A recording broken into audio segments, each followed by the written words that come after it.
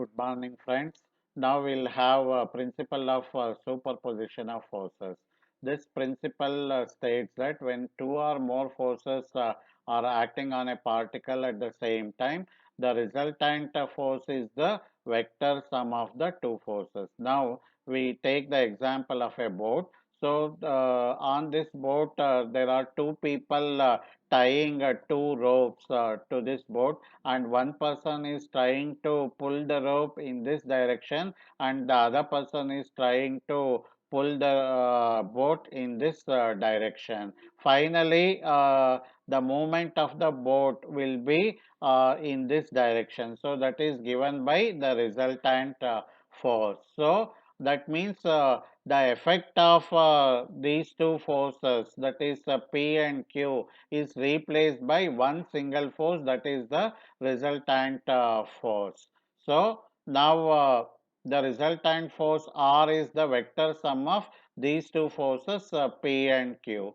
So in other words, we can say that this law of superposition of forces will state that the combined effect of the force system acting on a particle or a rigid body is the sum of the effects of these individual forces. So P will be having its own effect on this body. So that is considering these two forces P and Q, right?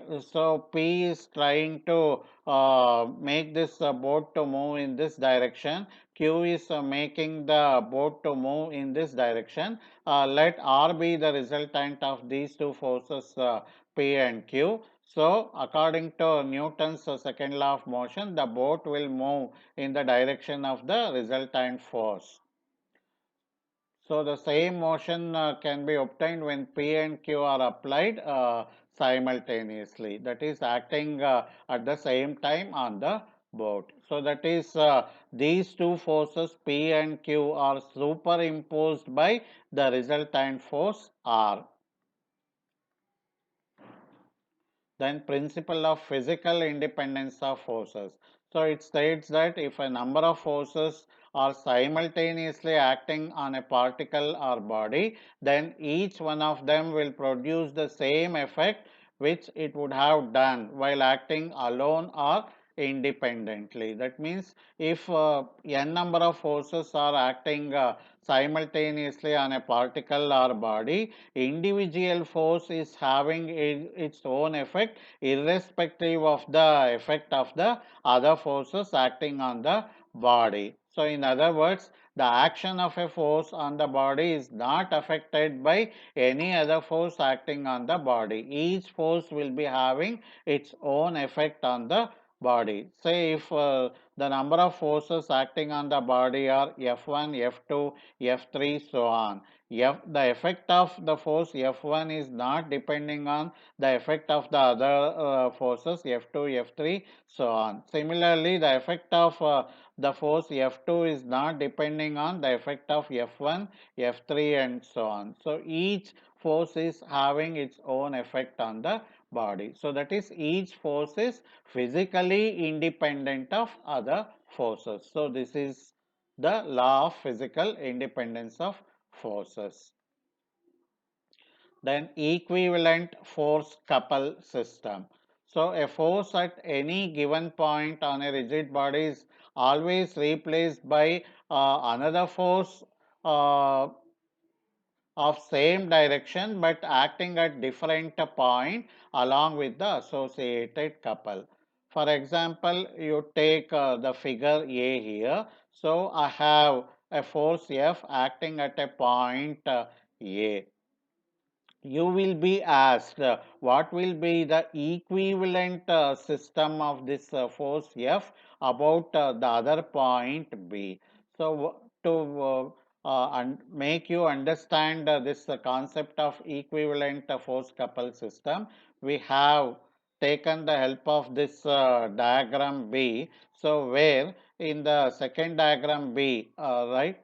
So at point B we are writing these two equal and opposite forces. So that is, this force F we are writing the same force F here, and we are writing another F in the opposite direction, so that there is no change in the given diagram here. So because this force nullify this force, so even if I write this figure, so it is the same as the figure 1. So coming to figure 3, now this force F and this force F. So these are two equal and opposite forces having the same magnitude, but separated by some distance x. So I can replace these two forces by the couple moment. So this force F and this force F together will make the body to rotate in clockwise direction. So that clockwise moment is shown here M. So then I have translational effect also, that is this force F. So we are writing that also. So forgetting the second figure, considering only the first and the third figure, we can say that for the given force F acting on a body at point A, so at another point B I have an equivalent force couple system. That is, I have a pair of one force that is vertical trying to shift this body vertically upwards. At the same time, I have a rotational effect. So that is rotation in clockwise direction. I have force couple system. So this is the equivalent force couple system for the given force F as shown in the figure. Once again, I will repeat. So, to make you understand the equivalent force couple system, we have taken the help of these two equal and opposite forces written at point B by writing this second diagram. So, it will not affect the given system as given in figure A. Now, I will replace this force F and this force F acting in opposite directions but having the same magnitude, forming a couple. So this two forces together will try to rotate my body in clockwise direction. So that is shown here. So clockwise momentum, and I have the translational effect, that is vertical displacement of the body due to this force F here. So this is the equivalent force couple system for the given force F acting at A. Thank you, friends.